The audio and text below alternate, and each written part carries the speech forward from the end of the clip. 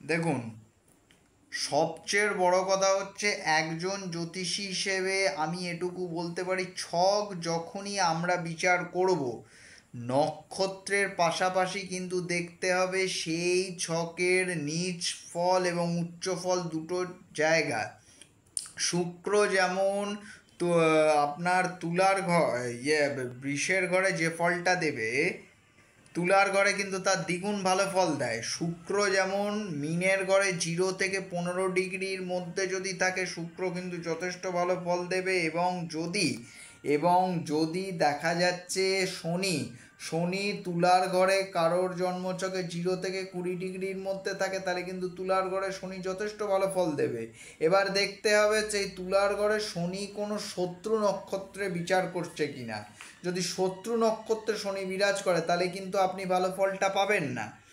আর যদি শনির তরফ থেকে আপনি ভালো ফল না পান, তাহলে দেখা যাচ্ছে যে কোনোভাবে ছক অনুযায়ী শনি হচ্ছে আপনার ছক অনুযায়ী